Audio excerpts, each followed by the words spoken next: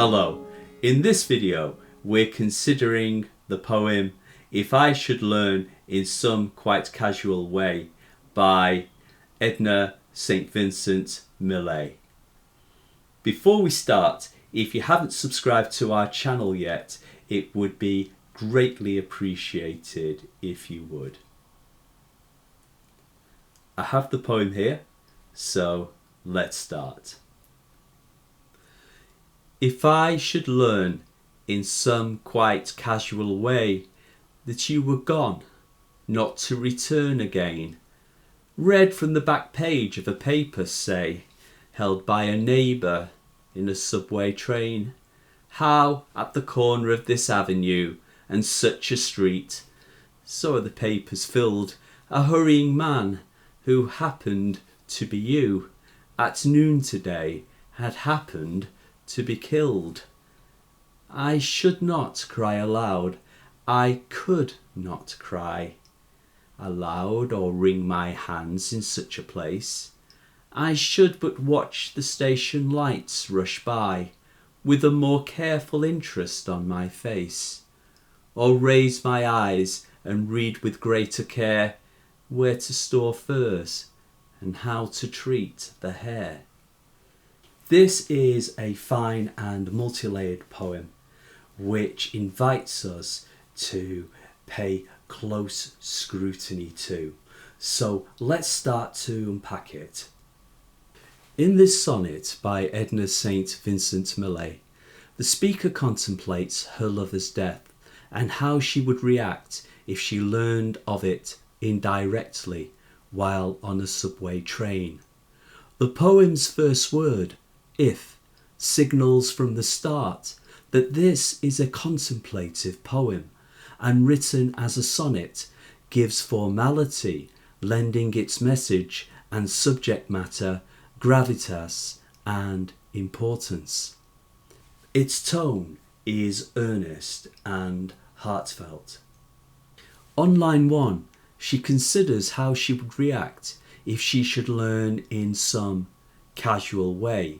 Casual here meaning indirect and unintentional, that her lover had gone and not to return again. Gone is a euphemism, as if she cannot bear to say died, but later in line 8 she says killed, so that the reader knows she means more than her lover leaving her. The strength of the emotive word killed is further emphasised by the poet placing it at the line's end.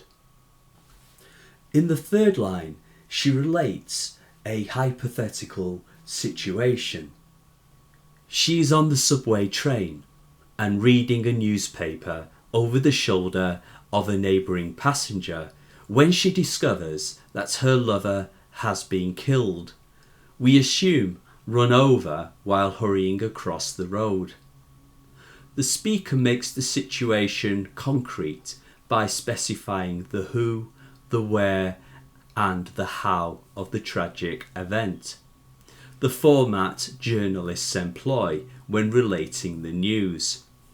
And here the tone is ironic and knowing. So are the papers filled. The poet presents the speaker as knowledgeable and world-wise. The repetition of happened demonstrates the speaker is building upon the hypothetical situation and reveals her logical mind, which is later replaced by emotion.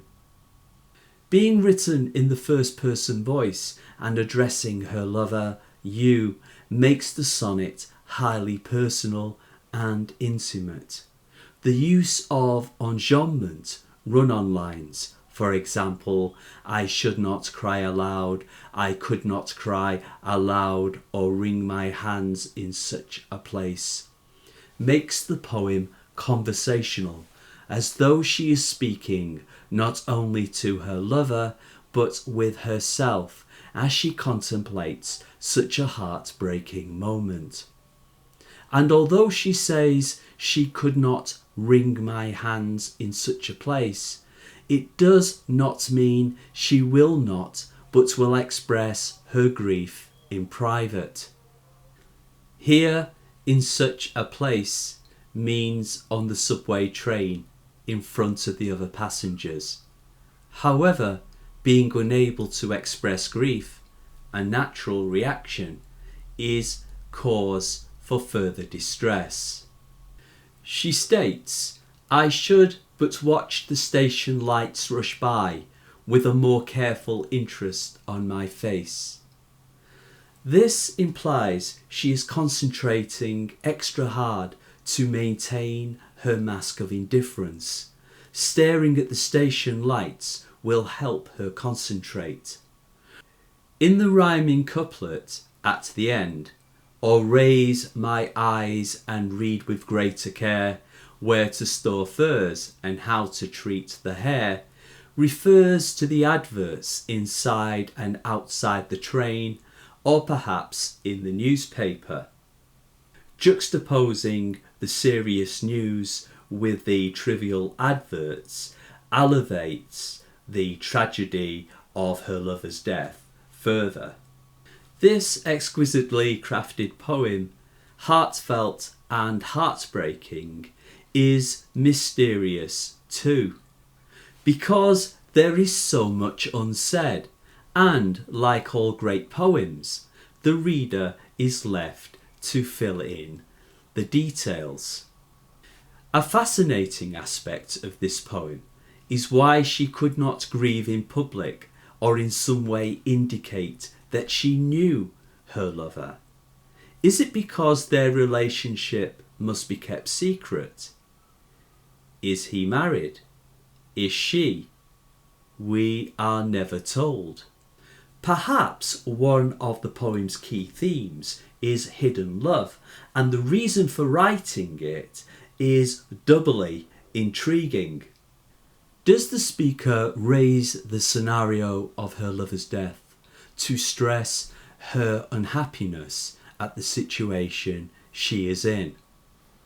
Is she, in her way, asking him to consider their future, to reach a decision, to break up or make their love public? Intriguingly, the reason for their clandestine love may be that the lover is a woman. Edna St. Vincent Millay had relationships with men and women at a time when such relationships were frowned at by society and same-sex lovers marginalised. This possibility adds a further dimension to the theme of clandestine, secret or hidden love. So perhaps when she says she could not express her grief in public, she is guardedly making this point on public attitudes at the time when this poem was written, in 1917. This makes the poet's exploration of the theme braver, and may explain why she deliberately keeps the nature of the relationship ambiguous. Another theme is that life is short and the lovers should make the most of their time together, and this fits the genre of carpe diem poetry, harvest the day. Andrew Marvell's To His Coy Mistress is a perfect example. Similarly, in line 2 are echoes of Rossetti's sonnet Remember, when the speaker says that you were gone not to return again. But in Millay's poem, the speaker does not contemplate her death as in Rossetti's sonnet, but the death of her lover. Yet the poem is ambiguous and multi-layered enough to be interpreted in several ways. Is the tone one of contemplation, but also vindictiveness? Is the speaker a spurned lover, making her point that she would be indifferent to her former lover's death, and would find more interest in adverts than in his demise.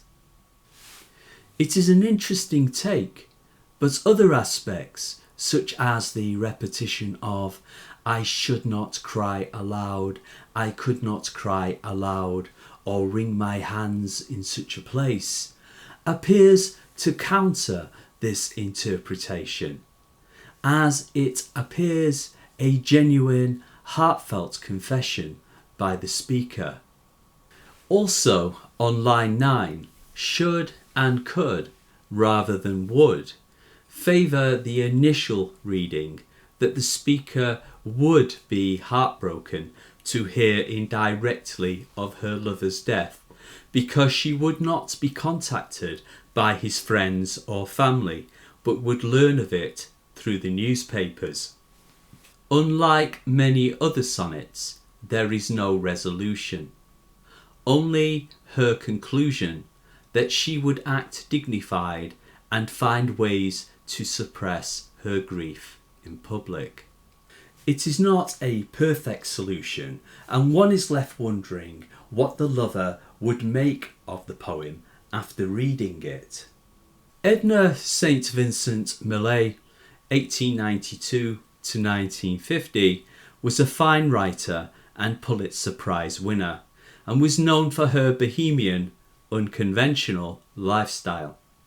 Adopting conventional poetic forms, including sonnets like this poem, she was ahead of her time in addressing sexuality and women's independence. Thank you for watching our video, and I hope you found it interesting and helpful. If you did, please hit the like button. Also, check out our other videos on writing and textual analysis. If you haven't subscribed to our channel yet, it would be greatly appreciated if you would. From Carol and me, until next time, write well.